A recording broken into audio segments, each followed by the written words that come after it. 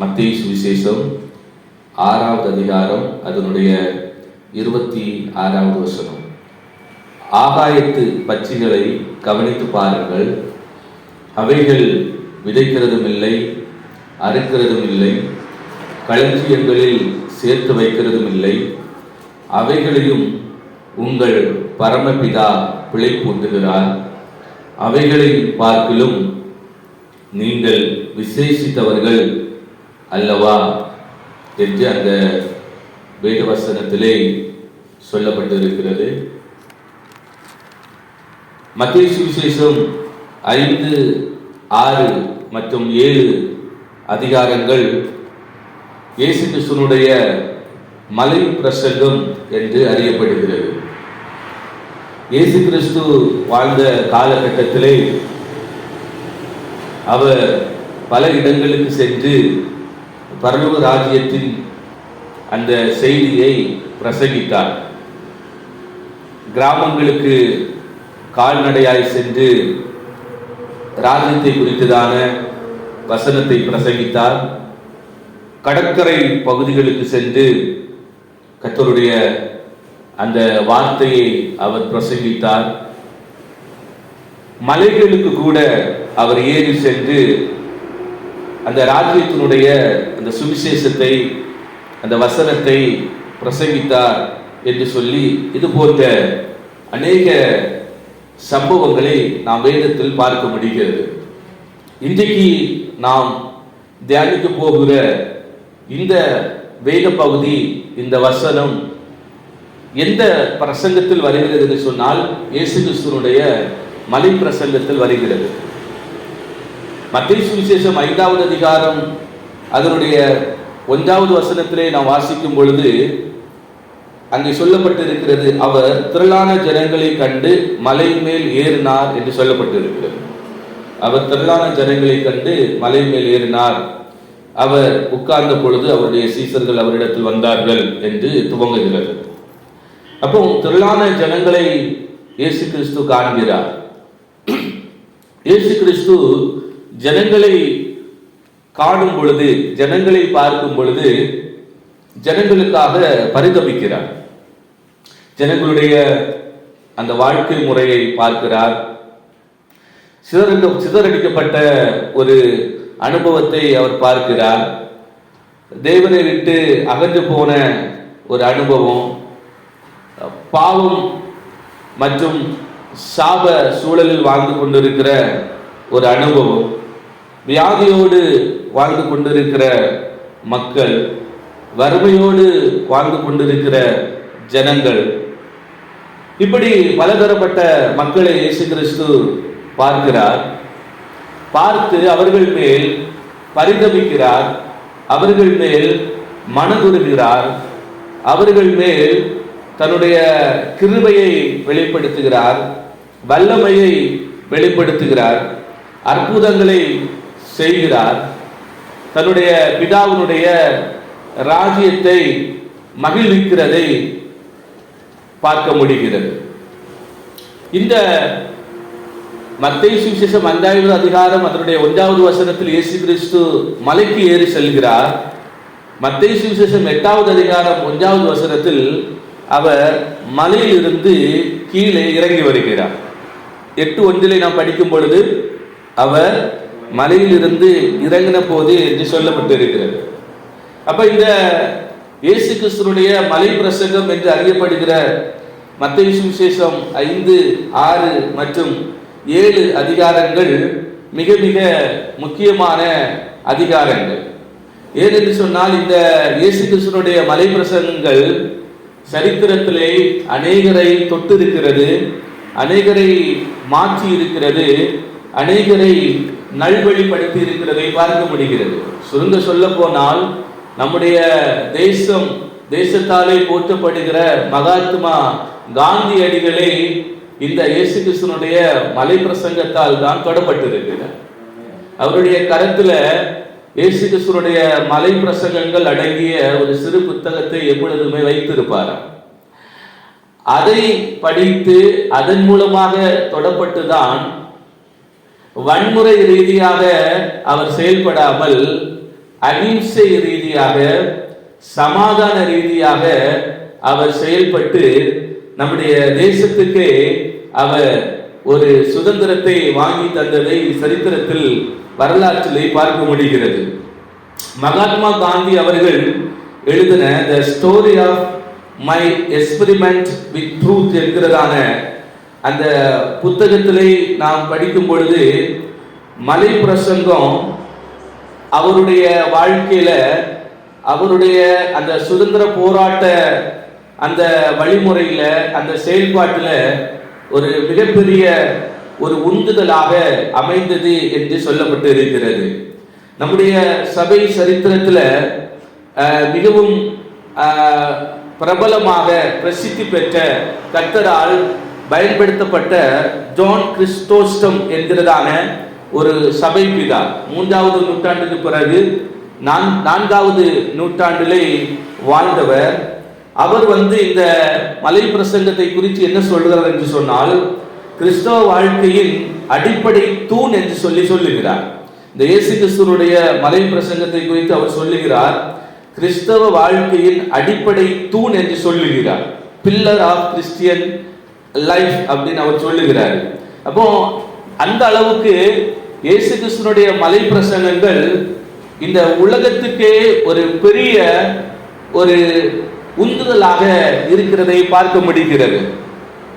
இப்போ இன்றைக்கு நாம் அந்த மலை பிரசங்கத்தில் இருந்துதான் இயேசு கிறிஸ்து கூறின ஒரே ஒரு வார்த்தையை மையமாக வைத்துதான் தொடர்ந்துள்ள கொஞ்ச நேரம் கர்த்தருடைய வார்த்தையை நாம் கேட்க போகிறோம். ஆகாயத்து பட்சிகளை கவனித்து பாருங்கள், அவைகள் விதைக்கிறதும் இல்லை, அறுக்கிறதும் இல்லை, களஞ்சியங்களில் சேர்த்து வைக்கிறதும் இல்லை, அவைகளையும் உங்கள் பரமபிதா பிழை கூட்டுகிறார். அவைகளை பார்க்கலும் நீங்கள் விசேஷித்தவர்கள் அல்லவா என்று சொல்லி இயேசு கிறிஸ்து மலையில் இருந்து இந்த வசனத்தை கூறுகிறதை சொல்லுகிறதை பார்க்க முடிகிறது. ஆகாயத்து பட்சிகளை கவனித்து பாருங்கள். அப்போ இயேசு கிறிஸ்து ஆகாயத்து அந்த பட்சிக்கு நேராக, அந்த பறவைகளுக்கு நேராக ஒரு கூட்டத்தை, ஜனங்களுடைய கவனத்தை திருப்புகிறதை நாம் வேதத்தில் பார்க்க முடிகிறது. இயேசு கிறிஸ்துவனுடைய அந்த செய்தியை, அந்த வசனத்தை கேட்பதற்காக திரளான ஜனக்கூட்டம் சூழ்ந்திருக்கிறது. அதான் 5வது அதிகாரத்தில் சொல்லப்பட்டிருக்கிறது, திரளான ஜனங்கள் கூடி வந்தார்கள் என்று சொல்லப்பட்டிருக்கிறது. அப்போ இயேசு கிறிஸ்து இந்த வசனங்களை அவர் சொல்லும் பொழுது அந்த ஜனங்களுக்கு சொல்லுகிறார். ஜனங்களை பார்த்து பரிதவித்து ஜனங்களுடைய மனநிலையை புரிந்து கொள்ளுகிற ஒரு தேவனாக இயேசு கிறிஸ்து இருக்கிறார். அந்த ஜனங்களுடைய மனநிலைக்கு, ஜனங்களுடைய இருதயத்துக்கு, ஜனங்களுடைய வாழ்க்கைக்கு ஏற்ற வசனத்தை அவர் அந்த ஜனங்களுக்கு கொடுக்கிறதை பார்க்க முடிகிறது. வேதத்தில் படிக்கும் பொழுது மனுஷன் முகத்தை பார்க்கிறான், கர்த்தரோ இருதயத்தை பார்க்கிறார் என்று சொல்லப்பட்டு இருக்கிறது. நம்முடைய தேவன் நம்முடைய இருதயத்தை பார்க்கிறார்.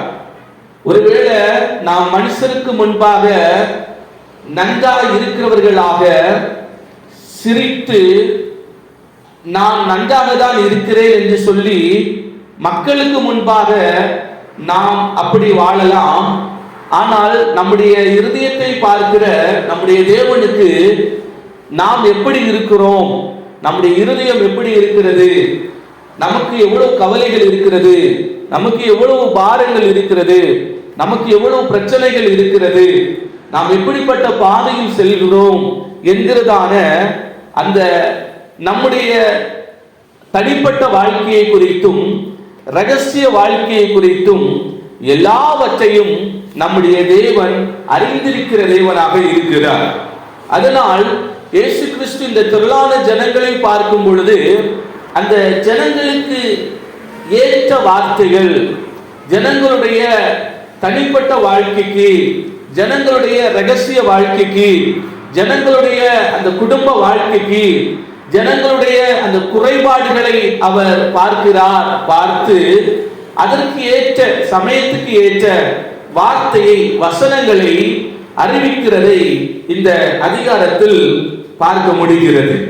அப்போ ஒரு கேள்வி என்ன என்று சொன்னால், ஆகாயத்து பட்சிகளை கவனித்து பாருங்கள், அவைகள் விதைக்கிறதும் இல்லை, அறுக்கிறதும் இல்லை, களஞ்சியங்களில் சேர்த்து வைக்கிறதும் இல்லை, அவைகளையும் உங்கள் பரமபிதா பிழை கூட்டுகிறார், அவைகளை பார்க்கலும் நீங்கள் விசேஷித்தவர்கள் அல்லவா என்கிறதான இந்த வார்த்தையை, இந்த வசனத்தை அந்த திரளான ஜனக்கூட்டம் கூடியிருக்கும் பொழுது யாரை பார்த்து கூறுகிறார்? இது முக்கியமான ஒரு கேள்வி. இந்த வசனத்தை அவர் கூறும் பொழுது எல்லா ஜனங்களையும் பார்த்து அவர் கூறவில்லை. அங்கே இருக்கிற அனைத்து அந்த திரளான ஜனங்களை பார்த்து அவர் கூறவில்லை. குறிப்பாக ஒரு கூட்ட மக்கள், ஒரு குழுவினர், அந்த கூட்டத்தை பார்த்து தான் இந்த வசனத்தை அவர் கூறுகிறார். ஏன் அப்படி சொல்லுகிறீர்கள் என்று கேட்டால், இந்த முக்கியமான இந்த கருத்தை யாரை பார்த்து இந்த செய்தியை, இந்த வேத பகுதியை, இந்த வசனத்தை இயேசு கிறிஸ்து அறிவிக்கிறார் என்று சொல்லி நாம் வேதத்தில் படிக்கும் பொழுது லூக்கா எழுதின சுவிசேஷம் 12வது அதிகாரம் அதனுடைய 22வது வசனத்தை வாசிக்கும் பொழுது ஒரு குறிப்பிட்ட ஒரு குழுவினரை பார்த்து, ஒரு குறிப்பிட்ட ஒரு பிரிவினரை பார்த்து, ஒரு குறிப்பிட்ட ஒரு மக்களை பார்த்து இந்த வசனத்தை குறிப்பாக அவர்களுக்கு சொல்லுகிறதை பார்க்க முடிகிறது. அந்த வசனத்தில் சொல்லப்பட்டு இருக்கிறது, பின்னும் அவர் தம்முடைய சீசரை நோக்கி, இப்படி இருக்கிறபடியினால் என்னத்தை உண்போம் என்று உங்கள் ஜீவனுக்காகவும், என்னத்தை உடுப்போம் என்று உங்கள் சரீரத்துக்காகவும் கவலைப்படாதிருங்கள் என்று உங்களுக்கு சொல்லுகிறேன் என்று அங்கே எழுதப்பட்டு இருக்கிறது. அப்போ திரளான ஜனங்கள் இருக்கிறார்கள். திரளான ஜனங்கள் இருந்தாலும் இயேசு கிறிஸ்து குறிப்பாக தன்னுடைய சீசர்கள் மேல் கவனம் செலுத்தி இந்த வசனத்தை அவர் சொல்லும் பொழுது அந்த சீசர்களுக்கு என்று சொல்லுகிறதை பார்க்க முடிகிறது. ஆகாயத்து பட்சிகளை கவனித்து பாருங்கள், அவைகள் விதைக்கிறதும் இல்லை, அறுக்கிறதும் இல்லை, களஞ்சியங்களில் சேர்த்து வைக்கிறதும் இல்லை, உங்கள் பரமபிதா அவைகளையும் பிழைப்பூட்டுகிறார். அப்ப என்ன கேள்வின்னு சொன்னா, ஏன் இந்த சீசர்களை பார்த்து இயேசு இந்த வசனத்தை சொல்ல வேண்டும்?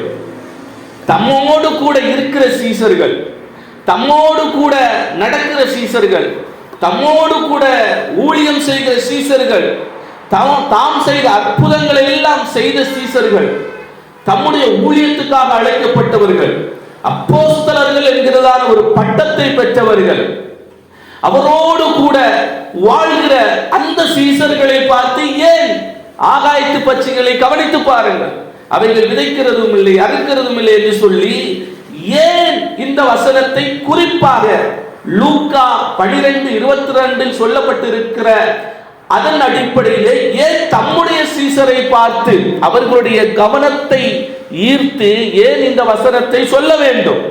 அதற்கு காரணங்கள் இருக்கிறது.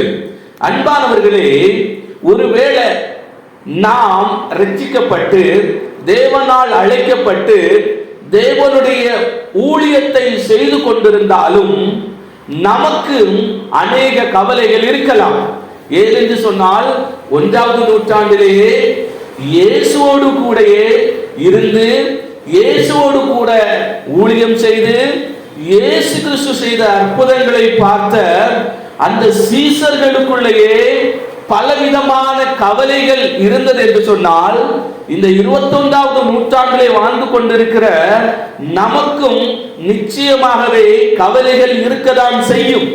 அதனாலதான் 1வது நூற்றாண்டிலேயே அந்த சீசர்களை பார்த்து தேவன் உரைத்த அந்த வசனத்தை இந்த நிகழ்காலத்துக்கு நமக்கும் தேவன் பரிசுத்த ஆவியினாலே எழுதி வைத்திருக்கிறார். அதனால் இந்த கால வேளையிலே அந்த வசனத்தை நினைவு கூர்ந்து அந்த வசனத்தினுடைய சாராம்சம் என்ன, அந்த வசனத்தின் மூலமாக கர்த்தர் இந்த நிகழ்காலத்திலே நமக்கு எதை வைத்திருக்கிறார், என்ன கூறுகிறார் என்று சொல்லி அதை தியானித்து அதிலிருந்து அந்த விடுதலையை நாம் பெற்றுக்கொள்ள முடியும். இந்த சீசர்களை குறித்து நாம் பார்க்கும் பொழுது இந்த சீசர்கள் இயேசுவோடு கூட இருந்தவர்கள் தான், இயேசு செய்த அற்புதங்களை பார்த்தவர்கள் தான். இந்த சீசர்கள் வசனத்தை பிரசங்கித்தவர்கள் தான். இந்த சீசர்கள் கர்த்தருடைய ஊழியத்தை செய்தவர்கள் தான். இந்த சீசர்கள் அர்ப்பணிக்கப்பட்டவர்கள் தான். இந்த சீசர்கள் கிருபை வரங்களை பெற்றவர்கள் தான். ஆனாலும் அவர்கள் வாழ்ந்த அந்த காலகட்டத்திலே அவர்களுக்கும் அநேக கவலைகள் இருந்ததை நாம் வேதத்தில் பார்க்க முடிகிறது. மத்தேயு சுவிசேஷம் 12வது அதிகாரம் அதனுடைய 1வது வசனத்திலே சீசர்களுக்கு பசி ஏற்பட்டது என்று சொல்லி படிக்க முடிகிறது. இயேசுவோடு கூட இருந்தவர்கள், இயேசுவோடு கூட ஊழியம் செய்தவர்கள், அற்புதம் அடையாளத்தை பார்த்தவர்கள், 5 அப்பமும் 2 மீனை கொண்டு 5000க்கும் மேற்பட்ட ஜனங்களுக்கு போஷித்த அந்த வேளையிலே இயேசுவோடு கூட அந்த அற்புதத்தை பார்த்தவர்கள், அந்த அற்புதத்தினுடைய அந்த கிரியையை அவர்கள் அனுபவித்தவர்கள். அவர்களுக்கு பசி ஏற்பட்டதா என்று கேட்டால் அவர்களுக்கும் பசி ஏற்பட்டது. அன்பானவர்களே, கிறிஸ்தவ வாழ்க்கை என்று சொல்லும் பொழுது கிறிஸ்தவ வாழ்க்கை என்பது அது ஒரு எப்பொழுதும் ஒரு நிறைவான வாழ்க்கை என்று சொல்ல முடியாது. ஏனென்று சொன்னால் அப்போஸ்தலனாகிய பவுல் அடியாருடைய அந்த வாழ்க்கையை, அந்த ஊழியத்தை குறித்து நாம் படிக்கும் பொழுது அவருக்கு பசி ஏற்பட்டது.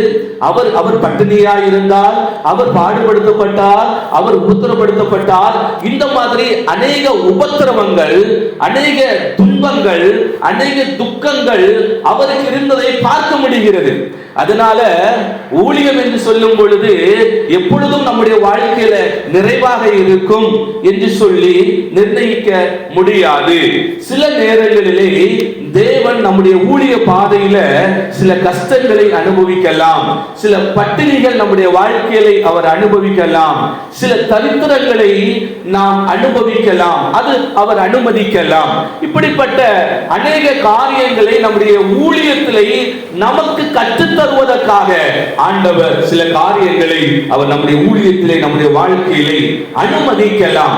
அதே போல இயேசு கிறிஸ்துவோடு கூட தான் இருந்தார்கள், ஆனால் அவர்கள் பசியாக இருந்தார்கள் என்று சொல்லி சீசர்களை குறித்து வேதத்தில் பார்க்க முடிகிறது. அப்போஸ்தலர் நடபடிகள் 4வது அதிகாரம் அதனுடைய 13வது வசனத்தை வாசிக்கும் பொழுது அங்கே சீசர்கள் பெரிய அளவில் படித்தவர்கள் ஒன்றுமில்லை, அவர்கள் அன்எஜுகேட்டட் என்று சொல்லி சமுதாயமே அவர்களை பார்த்து சொல்லுகிறது. அவர்கள் கல்லாதவர்கள், பேதமை உள்ளவர்கள் என்று சொல்லி சமுதாயம் அவர்களுக்கு ஒரு பெயரை வைக்கிறது. அப்போ சீசர்களுக்கும் சில குறைபாடுகள் சமுதாயத்தில் இருந்தது. பசி இருந்தது, பட்டினி இருந்தது. அவர்களுக்கு இந்த உலகத்திலே போதுமான அந்த ஒரு அறிவு அவர்களுக்கு இல்லை. சமுதாயமே அவர்களை பார்த்து சொல்லுகிறது, நீங்கள் கல்லாதவர்கள், நீங்கள் பேதமை உள்ளவர்கள் என்று சொல்லி சமுதாயமே அவர்களை இழிவுபடுத்துகிறது. அப்ப இந்த உலகத்துல நம்முடைய ஊழிய பாதையில எல்லாமே நிறைவாக இருக்கும் என்று சொல்லி நினைக்க கூடாது. ஊழியத்துல ஆண்டவர் பசியை, பட்டினியை, துன்பத்தை, துக்கத்தை அனுமதிக்கலாம். சில நேரங்களில் இந்த உலகத்துல இருக்கிற பெரிய பெரிய படித்தவர்கள், கல்விமான்களை போல அறிவு நமக்கு இல்லாமல் இருக்கலாம். அப்ப இவைகளை எல்லாம் குறித்து நாம் கவலைப்பட வேண்டிய அவசியம் இல்லை. ஆனால் இந்த 4வது அதிகாரம் 13வது வசனத்திலே பார்க்கும் பொழுது அவர்கள் இயேசுவோடு கூட இருந்தவர்கள் என்று சொல்லி சமுதாயம் சொல்லுகிறது. அன்பானவர்களே, இந்த உலகத்திலே நாம் வாழும் பொழுது பிரித்தெடுக்கப்பட்ட ஒரு கிறிஸ்தவ வாழ்க்கை, தேவனால் தெரிந்தெடுக்கப்பட்ட ஒரு ஊழியக்காரன், அவன் இந்த உலகத்திலே வாழும் பொழுது சில நேரங்களில் அநேக பற்றாக்குறைகளை தேவன் அனுமதிக்கலாம். ஆனால் அவைகளெல்லாம் பார்த்து அந்த கவலையை நம்முடைய வாழ்க்கையில மேற்கொள்வதற்கு நாம் விடக்கூடாது என்பதுதான் தேவனுடைய ஒரு எதிர்பார்ப்பாக, தேவனுடைய ஒரு சித்தமாக இருக்கிறதை வேதத்தில் பார்க்க முடிகிறது. இனி நம்ம மத்தேயு சுவிசேஷம் 17வது அதிகாரம் அதனுடைய 27வது வசனத்துல வாசிக்கும் பொழுது, ஒரு சில்வர் காயின் கூட இல்லாம தான் பேதுரு இருந்தார். ஒரு வெள்ளி பணம் கூட இல்லாம பேதுரு இருந்தார். பாருங்க, அப்படிப்பட்ட ஒரு வாழ்க்கை. சரி, பசி ஒரு பக்கம், இன்னொரு பக்கம் சமுதாயம் சொல்லுது நீங்க கல்லாதவங்க, பேதமை உள்ளவங்க. மற்றொரு பக்கம் பார்க்கும் பொழுது ஆளுக்கு வரி செலுத்தணும், ரோமர்களுக்கு ஆள் வரி செலுத்தணும். ஆனா அந்த ஆளுக்குள்ள, அந்த நபருக்குள்ள வரியை கூட கொடுக்கிறதுக்கு ஒரு வெள்ளி பணம் கூட பேதுருட்ட இல்ல. பாருங்க, அப்ப 1ஆம் நூற்றாண்டுல இயேசுவோடு கூட இருந்தாலும் அவர்களுக்கு பசி இருந்தது. இயேசுவோடு கூட இருந்தாலும் உலகம் அவர்களை பார்த்து சொல்லுகிறது நீங்கள் கல்லாதவர்கள், நீங்கள் பேதமை உள்ளவர்கள். இயேசுவோடு கூட இருந்தார்கள், ஒரு வெள்ளி பணம் கூட அவர்கள் இல்லாமல் இருந்தார்கள். இதெல்லாம் இயேசு கிறிஸ்துவை அனுமதிக்கணும். இதற்காக அந்த சீசர்களுக்கு அப்படிப்பட்ட ஒரு அனுபவத்தை ஆண்டவர் கொடுக்கணும். ஆண்டவர் கற்றுக் கொடுக்கிறவர். அன்பானவர்களே, ஒருவேளை இப்படிப்பட்ட ஒரு அனுபவத்தோட நீங்க இந்த செய்தியை கேட்டுக்கொண்டிருக்கலாம். ஆண்டவரே, என்னுடைய குடும்பத்தினுடைய சூழல் வித்தியாசமாக இருக்கிறது, அன்றாட தேவைகள் சந்திக்கப்படவில்லை, உணவு சந்திக்கப்படவில்லை, உடை இல்லை, சரியான வசிப்பிடம் இல்லை, சரியான ஒரு எஜுகேஷன் எனக்கு இல்லை, சரியான பணம் என்னுடைய தேவைகளை சந்திப்பதற்கு, குடும்ப தேவைகளை சந்திப்பதற்கு எனக்கு உரிய அந்த பணம் இல்லை. இப்படி பல விதமான ஒரு குழப்பத்தோடு, கவலையோடு இந்த செய்தியை நீங்கள் கேட்டுக்கொண்டிருக்கலாம். ஆனா ஒரு ஒரு குறிப்பிட்ட அந்த காலத்துல பேதுரு நேரடியாகவே இயேசுவினிடத்தில் ஒரு கேள்வியை கேட்கிறதை பார்க்க முடிகிறது. அது எங்க பார்க்க முடியும் சொன்னா, மத்தேயு சுவிசேஷம் 19வது அதிகாரம் அதனுடைய 27வது வசனம். மத்தேயு சுவிசேஷம் 19வது அதிகாரம் அதனுடைய 27வது வசனம். அப்பொழுது பேதுரு அவரை நோக்கி, இதோ நாங்கள் எல்லாவற்றையும் விட்டு உம்மை பின்பற்றினோமே, எங்களுக்கு என்ன கிடைக்கும் என்றார். பாருங்க, பொறுமையோடு இருந்தாங்க, அமைதியா இருந்தாங்க. ஆனா ஒரு குறிப்பிட்ட வேளை வரும் பொழுது அவங்களுடைய இருதயத்தை இயேசு கிறிஸ்துவுக்கு முன்பாக திறக்கிறாங்க. என்ன சொல்றாங்க? எல்லாவற்றையும் விட்டு உம்மை பின்பற்றினோமே, எங்களுக்கு என்ன கிடைக்கும்? இன்னைக்கு அநேக ஊழியக்காரர்களுடைய கேள்வியும் இதுதான். எல்லாவற்றையும் விட்டுவிட்டு உம்மை பின்பற்றினோமே, எல்லாவற்றையும் விட்டுவிட்டு உமக்காக வந்தோமே, எல்லாவற்றையும் விட்டுவிட்டு உம்முடைய ஊழியத்துக்காக வந்தோமே, எங்களுக்கு என்ன கிடைக்கும் என்கிறதான இந்த கேள்வி இன்றைக்கு ஊழியக்காரர்களிடத்துல அதிகமாகவே இருக்கிறதை பார்க்க முடிகிறது. அப்போ இப்படிப்பட்ட மனநிலையில் இருக்கிற அந்த சீசர்களும் கூட இந்த மலையில இயேசு கிறிஸ்துவினுடைய பிரசங்கத்தை கேட்டுக்கொண்டிருக்கும் பொழுது, இயேசு கிறிஸ்து அந்த ஜனங்களை மட்டும் தன்னுடைய கருத்தில் கொள்ளாமல் தன்னோடு கூட இருக்கிற சீசர்களுடைய மனநிலையை பார்க்கிறார். பேதுருவை பார்க்கிறார். இயேசு கிறிஸ்துவினுடைய பிரசங்கம் நடந்து கொண்டிருந்தாலும் பேதுருடைய இருதயத்திலே வருகிற சிந்தை எல்லாம், எல்லாவற்றையும் உமக்காக விட்டுவிட்டு உம்மை பின்பற்றினேனே, எனக்கு என்ன கிடைக்கும்? உமக்காக மீன் பிடிக்கிற தொழிலை நான் விட்டுவிட்டு வந்தேனே, அந்த வலையை விட்டுவிட்டு வந்தேனே, என்னுடைய சம்பாத்தியத்தை நான் விட்டுவிட்டு வந்தேனே, எனக்கு என்ன கிடைக்கும்? மத்தேயு பார்க்கிறாரு. மத்தேயு ஒரு ஆயக்காரன். உமக்காக, உம்முடைய ஊழியத்துக்காக வரி வசூலிக்கிற அந்த தொழிலை விட்டு வந்தனே, மாசம் கடைசியானா என்னுடைய கரத்துல சம்பளத்தை நான் எண்ணி வாங்குவனே, எல்லாவற்றையும் விட்டு வந்தனே, எனக்கு என்ன கிடைக்கும்? யாக்கோபு, யோவான் அவர்கள் வலைகளை பழுது பார்த்துக் கொண்டிருக்கும் பொழுது இயேசு கிறிஸ்து அழைக்கிறார். அவர்களுடைய இருதயத்தில் எழும்புகிற கேள்வி, எல்லாவற்றையும் விட்டு வந்தோமே,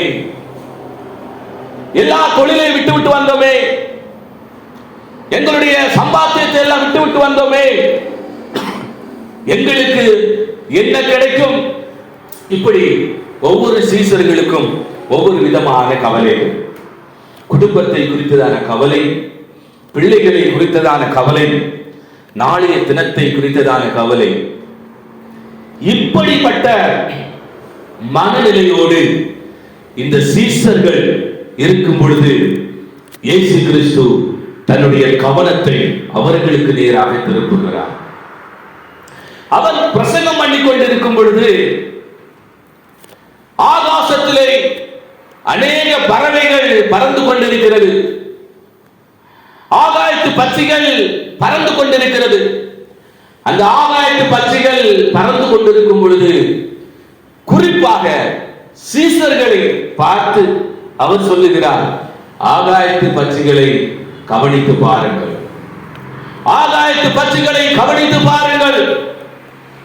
பசி பட்டினி என்று உங்களுடைய மனதில் எண்ணிக்கொண்டிருக்கிறீர்களே, ஆழ்வரை கொடுப்பதற்கு ஒரு வெளிப்படம் கூட இல்லை என்கிறதான ஒரு பற்றாக்குறையோடு அந்த ஒரு எண்ணத்தோடு இருந்து கொண்டிருக்கிறீர்களே, சமுதாயத்தில் ஒரு இழிவான ஒரு வாழ்க்கை, சமுதாயமே இழிவாக கருதுகிறார்கள், நாங்கள் படிக்காதவர்கள், கல்லாதவர்கள், அப்படிப்பட்ட ஒரு சிந்தையோடு நீங்கள் இருக்கிறீர்களே. இப்படி இருக்கிற அந்த சீசர்களை பார்த்து இயேசு கிறிஸ்து சொல்லுகிறார், ஆகாயத்து பட்சிகளை கவனித்து பாருங்கள், அவைகள் விதைக்கிறதும் இல்லை, அறுக்கிறதும் இல்லை, களஞ்சியங்களில் சேர்த்து வைக்கிறதும் இல்லை, அவைகளையும் உங்கள் பரமபிதா பிழை போட்டுகிறார், அவைகளை காட்டிலும் நீங்கள் விசேஷித்தவர்கள் அல்லவா அப்படின்னு சொல்லிட்டு ஆண்டவர் இந்த வசனத்தை அவர்களை பார்த்து சீசர்களை பார்த்து கூறுகிறதை பார்க்க முடிகிறது. அன்பானவர்களை, ஒருவேளை இந்த சீசர்களை போல நாம் இயேசுவோடு கூட தான் இருக்கிறோம், நாம் இயேசுவுக்காக ஊழியம் செய்கிறோம், நாம் இயேசுவுக்காக நம்முடைய வாழ்க்கையை அர்ப்பணித்திருக்கிறோம், நாம் இயேசுவுக்காக நமக்கு இருந்த தொழிலை எல்லாம் விட்டுவிட்டு நாம் இயேசுவுக்காக அவருடைய ஊழியத்துக்காக நாம் வந்திருக்கிறோம். ஆனாலும் சில நேரங்களில் நான் எல்லாவற்றையும் விட்டு வந்தேன், எனக்கு என்ன கிடைக்கும் என்கிறதான ஒரு சிந்தையோடு இந்த செய்தியை கேட்டுக்கொண்டிருக்கிறீங்கன்னு சொன்னா, இன்றைக்கு அதே இயேசு கிறிஸ்து அந்த சீசர்களுக்கு எதை சொன்னாரோ அதே வசனத்தை நமக்கும் சொல்லுகிறார். ஆகாயத்து பட்சிகளை கவனித்து பாருங்கள், அவைகள் விதைக்கிறதும் இல்லை, அறுக்கிறதும் இல்லை, களஞ்சியங்களில் சேர்த்து வைக்கிறதும் இல்லை, அவைகளையும் பரமபிதா பிழை போட்டுகிறார், அவைகளை காட்டிலும் நீங்கள் விசேஷித்தவர்கள் அல்லவா என்று சொல்லி இயேசு கிறிஸ்து நம்மை பார்த்து அவர் பேசுகிறார். அன்பானவர்களே, ஆகாசத்திலே அநேக பறவைகள் பறந்து கொண்டிருந்திருக்கும், கழுகுகள் பறந்து கொண்டிருந்திருக்கும், புறாக்கள் பறந்து கொண்டிருந்திருக்கும், கொக்குகள் பறந்து கொண்டிருந்திருக்கும், நாரைகள் பறந்து கொண்டிருந்திருக்கும்.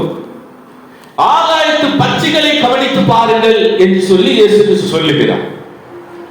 எந்த பறவையை சுட்டிக்காட்டி இயேசு கிறிஸ்து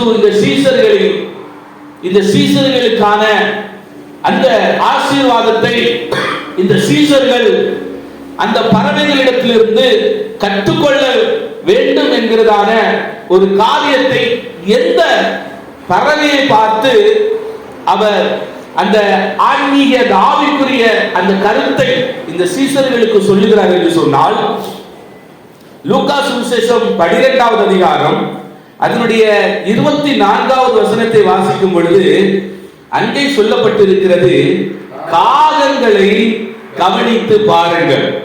அப்ப கவனிங்க, அநேக பறவைகள் பறந்து கொண்டிருந்திருக்கும். ஆனா இயேசு கிறிஸ்து அந்த சீசர்கிட்ட சொல்றாரு, காகங்களை கவனித்து பாருங்கள். இயேசுவுக்கு வேற பறவையே கிடைக்கலையா? எத்தனையோ புறாக்கள் பறந்திருக்கும், எத்தனையோ கழுகுகள் பறந்திருக்கும். கழுகு பலத்துக்கு சமமாக சொல்லப்பட்டு இருக்கிறது. புறா கபடற்ற தன்மைக்கு சமமாக சொல்லப்பட்டு இருக்கிறது. இப்படி எத்தனையோ நல்ல நல்ல பறவைகள் பறந்து கொண்டிருந்திருக்குமே. ஆனால் இயேசு கிறிஸ்து தன்னுடைய சீசர்களை பார்த்து சொல்லுகிறார், காகங்களை கவனித்து பாருங்கள், காகங்களை கவனித்து பாருங்கள். அப்ப என்ன கேள்வின்னு சொன்னா, ஏன் இயேசு கிறிஸ்து தன்னுடைய சீசர்களிடம் காகங்களை கவனித்து பார்க்க சொல்லுகிறார்? நாம் வேதத்தில் காகங்களை குறித்து அலசி ஆராயும் பொழுது காகங்களை குறித்து அநேக நல்ல காரியங்களை அந்த காகங்களுடைய வாழ்க்கையில் இருந்து பார்க்க முடிகிறது. இயேசு கிறிஸ்து ஏன் காகங்களை சுட்டி காட்டுகிறார்? இயேசு கிறிஸ்து ஏன் காகங்களை பார்த்து சொல்லுகிறார்? இயேசு கிறிஸ்து ஏன் காகத்தை கவனித்து பார்த்து சொல்லுகிறார்? ஏன் என்று சொன்னால், ஒன்று வேதத்தை நாம் படிக்கும் பொழுது இந்த காகங்களும் தேவனை சார்ந்திருக்கிறது என்பதை நாம் பார்க்க முடிகிறது. காகங்களும் தேவனை சார்ந்திருக்கிறது. இது கொஞ்சம் ஆச்சரியமாக இருக்கிறது. காகங்களும் தேவனை சார்ந்திருக்கிறதா? காகங்களும் தேவனை நம்பி இருக்கிறதா? காகங்களும் தேவன் மேல் பற்றுதலா இருக்கிறதா அப்படின்னு கேட்டா, ஆமா.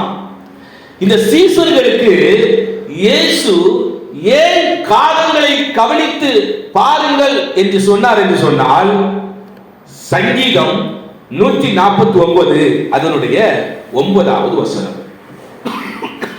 சங்கீதம் 147 அதனுடைய 9வது வசனம்.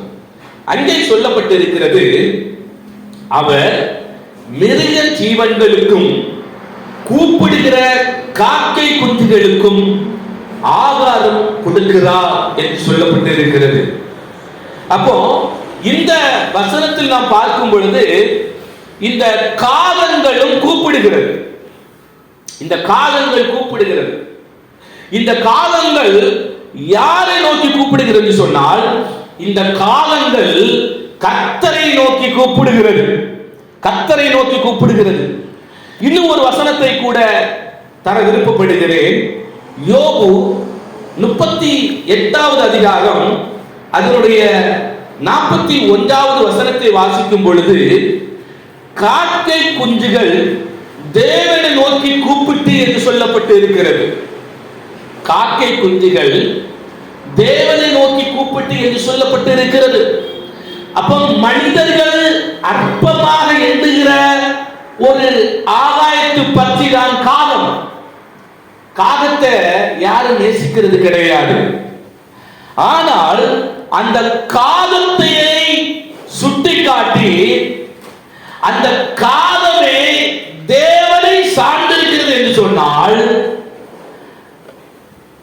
தேவனால் படைக்கப்பட்ட நாம், தேவனால் சிருஷ்டிக்கப்பட்ட நாம், தேவனுடைய சுவாசத்தால் படைக்கப்பட்ட நாம், தேவனுடைய சாயலால் படைக்கப்பட்ட நாம், தேவனுடைய அந்த முன்குறிப்பின்படி அழைக்கப்பட்ட நாம், ஊழியத்துக்காக தெரிந்தெடுக்கப்பட்ட நாம், ஊழியக்காரர்களாக நம்மை மாற்றின நம்முடைய தேவனுக்கு நாம் எந்த அளவுக்கு நம்பிக்கைக்குரியவர்களாக இருக்க வேண்டும் என்று சொல்லி ஆண்டவர் காலத்தை பார்க்க சொல்லி சீசர்களுக்கு இந்த மேன்மையான ஒரு காரியத்தை கற்பித்துக் கொடுக்கிறதை பார்க்க முடிகிறது.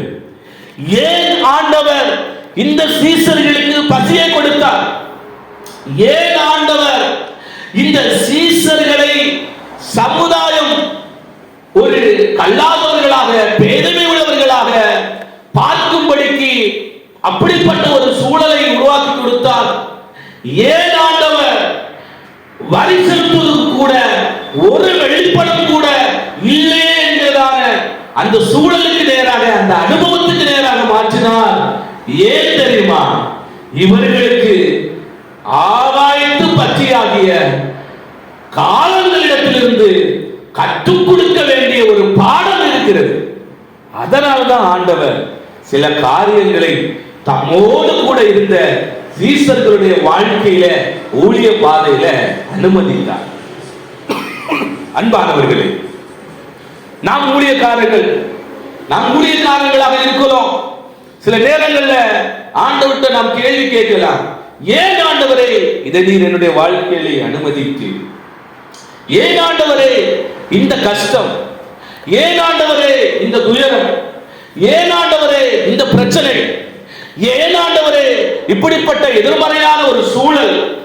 ஏன் ஆண்டவரே மற்ற யாருக்கும் வராத ஒரு கவலை, ஒரு கஷ்டம் என்னுடைய வாழ்க்கையில நீர் அனுமதித்து?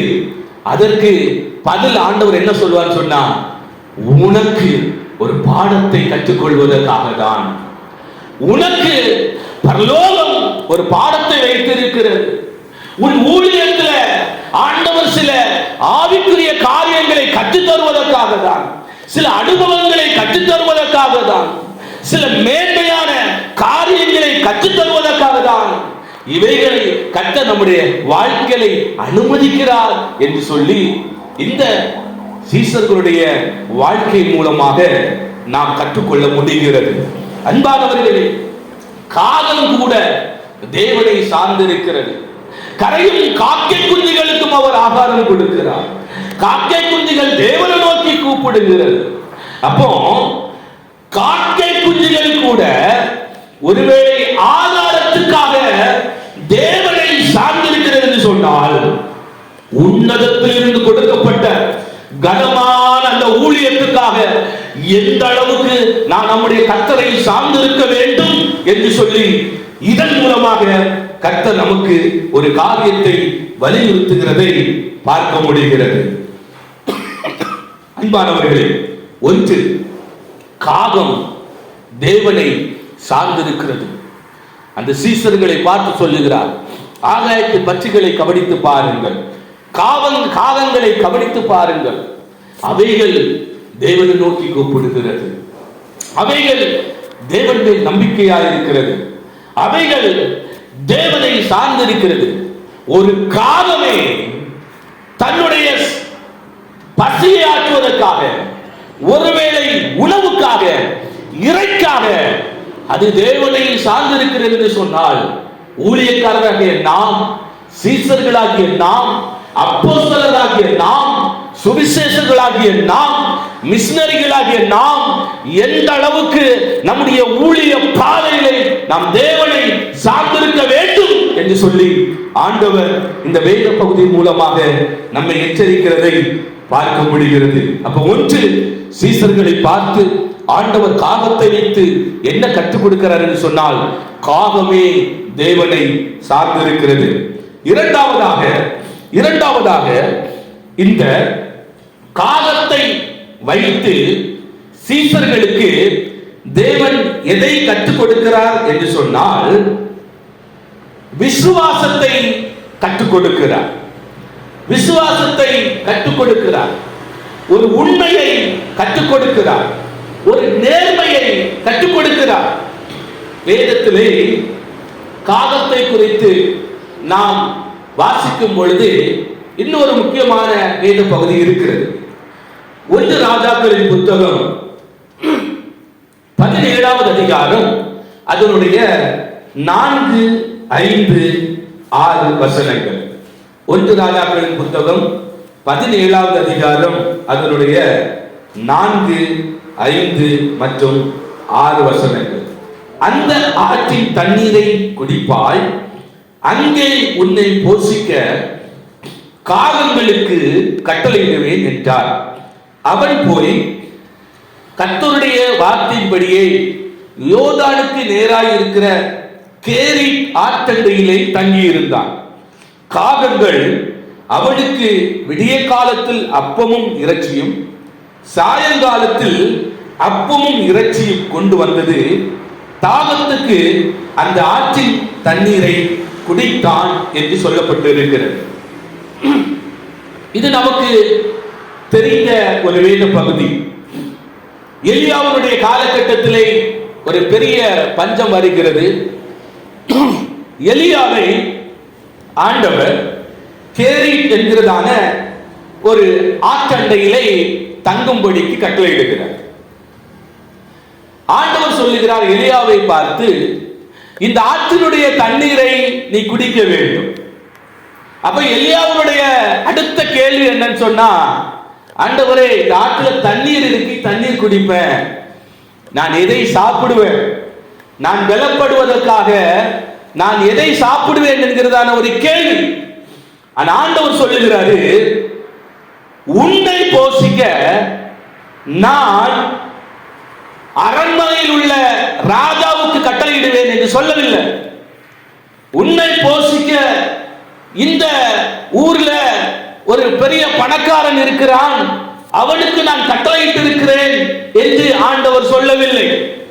உன்னை போஷிப்பதற்காக இந்த இடத்துல என்னுடைய ஒரு ஊழியக்காரன் இருக்கிறான், அவனுக்கு நான் கட்டளையிட்டு இருக்கிறேன் என்று ஆண்டவர் சொல்லவில்லை. ஆண்டவர் என்ன சொன்னார் தெரியுமா? உன்னை போஷிக்க நான் காகங்களுக்கு கட்டளையிடுவேன். உன்னை போஷிக்க நான் காகங்களுக்கு கட்டளையிடுவேன். ஒரு பெரிய தீர்க்கதரிசி எலியா, அந்த எலியாவை போஷிக்கவே ஆண்டவர் பழைய ஏற்பாட்டினுடைய காலகட்டத்தில், அந்த பஞ்ச காலகட்டத்தில் எதை பயன்படுத்துகிறார் என்று சொன்னால், ஒரு காகத்தை பயன்படுத்தி இருக்கிறார். அந்த காகம் அவனுக்கு அப்பமும் இறைச்சியும் கொண்டு வந்து கொடுக்கும் என்று வேதத்தில் சொல்லப்பட்டிருக்கிறது. அன்பானவர்களே, ஒரு காகத்தை குறித்து நாம் படிக்கும் பொழுது, ஒரு காகம் ஒரு உணவை, ஒரு இரையை பார்த்தது என்று சொன்னால், அந்த நேரத்திலேயே அந்த காகம் அந்த இரையை, அந்த உணவை, அந்த ஆகாரத்தை அது சாப்பிட்டு விடும். ஆனால் இந்த வேத பகுதியை நாம் வாசிக்கும் பொழுது, ஆண்டவர் காகத்துக்கு கட்டளையிட்டு இருக்கிறார். என்ன கட்டளையிட்டு இருக்கிறான்னு சொன்னா, என்னுடைய ஊழியக்காரன் கேரித் ஆற்றண்டையிலே இருக்கிறான், நீ அவனுக்கு அப்பத்தையும் இறைச்சியையும் கொண்டு போய் கொடுக்க வேண்டும். அப்ப கொஞ்சம் யோசித்து பாருங்க, ஆண்டவர் அப்பத்தையும் இறைச்சியும் இந்த காகத்திடம் கொடுக்கிறார். நம்முடைய பார்வையில, நம்முடைய கண்ணோட்டத்தில் அந்த நிமிஷமே அந்த காகம் அந்த அப்பத்தையும் அந்த இறைச்சியையும் தின்றிருக்க வேண்டும். ஆனால் இந்த காகம் அந்த அப்பத்தையும் அந்த இறைச்சியையும் அது தின்னவில்லை. அது அப்படியே எலியாவினிடத்தில் கொண்டு போய் கொடுக்கிறதை பார்க்க முடிகிறது. அப்ப இது எதை குறிக்கிறது சொன்னால், விசுவாசத்தை குறிக்கிறது, ஒரு உண்மையை குறிக்கிறது, ஒரு நேர்மையை குறிக்கிறது. அந்த காலம் தேவன் கொடுத்த அப்பத்தையும் இறைச்சியையும் அது திண்டாமல், அது அப்படியே தேவனுக்கு விசுவாசமாக இருந்து எலியாவினிடத்தில் கொண்டு போய் சேர்க்கிறது. அப்ப ஆண்டவர் இந்த காகத்தை வைத்து சீசர்களுக்கு கற்றுக் கொடுக்கிற இன்னொரு உன்னதமான காரியம் என்ன என்று சொன்னால், இந்த காகம் கர்த்தருக்கு விசுவாசமாக இருந்திருக்கிறது. எலியாவுடைய காலகட்டத்திலே எலியாவை போஷிப்பதற்காக ஆண்டவர் காகத்தை கட்டளையிட்டார். அந்த அப்பத்தையும் அந்த இறைச்சியும் கொண்டு கொடுக்கிற அந்த ஊழியத்திலே கூட அந்த காகம் கர்த்தருக்கு விசுவாசமாக இருந்தது. அப்புறம் சீசர்களுக்கு ஆண்டவர் என்ன கற்றுக் கொடுக்கிறான்னு சொன்னா, உங்களுடைய ஊழிய பாதையில, உங்களுடைய கிறிஸ்தவ பாதையில சில நேரங்களில தேவன் பஞ்சத்தை அனுமதிக்கலாம், சில நேரங்களில நெருக்கத்தை அனுமதிக்கலாம், சில நேரங்களில ஆண்டவர் எதிர்மறையான சூழலை அனுமதிக்கலாம். அப்படிப்பட்ட நேரத்தில், நெருக்கத்தின் காலகட்டத்தில், அந்த கண்ணீரின் காலகட்டத்தில் எப்படி இந்த காகம் ஒரு எலியாவை போஷிப்பதற்காக தேவனுக்கு முன்பாக விசுவாசமாக இருந்ததோ, அதே போல நாமும் சீசர்களே நீங்களும் விசுவாசமாக இருக்க வேண்டும் என்று சொல்லி இந்த காகத்தை வைத்து ஆண்டவர் இந்த பாடத்தை அந்த சீசர்களுக்கு கற்றுக் கொடுக்கிறதை பார்க்க முடிகிறது.